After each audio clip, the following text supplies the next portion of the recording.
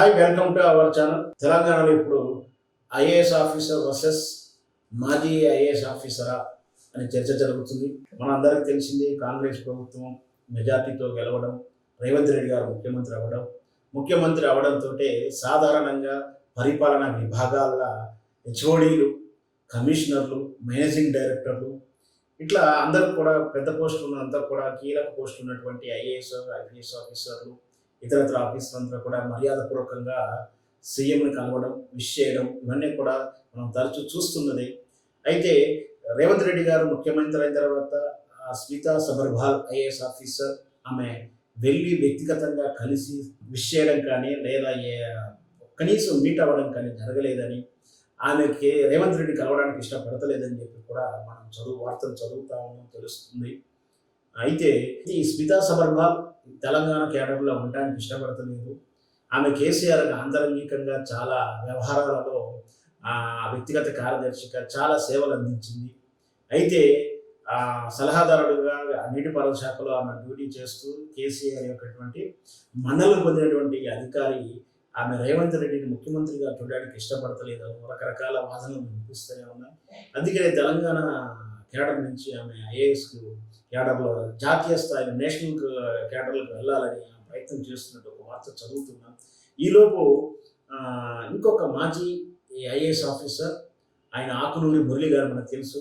ఆయన స్వచ్ఛందంగా పదవి విరమణ చేసి తరచూ రాజకీయ విభేదాలు, రాజకీయ వ్యాఖ్యలు చేస్తూ, వివాదాస్పద వ్యాఖ్యలు చేస్తూ, రాజకీయ ఇంటర్వ్యూలు చేస్తూ ఆయన ముఖ్యంగా ఆనాటి కేసీఆర్ ప్రభుత్వాన్ని చాలాసార్లు విమర్శించిన తీరు మనందరికీ తెలిసింది. అతనికి కేసీఆర్ ప్రభుత్వాన్ని విమర్శించినటువంటి ఆకునూరి మురళి గారికి ఇప్పుడు టీఎస్పీఎస్సీ చైర్మన్ పదవి, మేనేజింగ్ డైరెక్టర్ పదవి ఇస్తారని చెప్పి ఒక వార్త తెలుస్తుంది. అలాంటి వ్యక్తి పేరు పరిశీలనలో ఉన్నట్టు కూడా తెలుస్తుంది.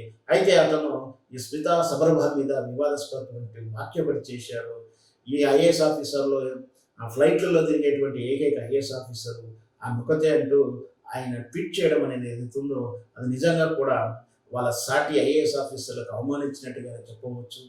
అది మరి అంతటి ఐఏఎస్ ఆఫీసర్ క్యాడర్ చేసినటువంటి వ్యక్తి ఆ విధంగా మాట్లాడడం నిజంగా అందులో ఒక స్త్రీ గురించి వ్యక్తిగతంగా ఆమె తగ్గించినట్టుగా వ్యాఖ్య చేయడం, కామెంట్ చేయడం నిజంగా కూడా అది మంచి పరిణామం కాదు. ఏదైతే ఆకునూరి మురళి గారికి చైర్మన్ పోస్ట్ ఇస్తే, టీఎస్పీఎస్ చైర్మన్ పోస్ట్ ఇస్తే మరి ఆయనకున్న అర్హతలు ఏంటి, అంత స్పెషల్ అర్హత ఏంటి, మరి ఆయన విధి నిర్వహణ నుంచి నా వల్ల కాదంటేనే పారిపోయిన వ్యక్తికి కాదని చెప్పి అతనికి ఉద్యోగాన్ని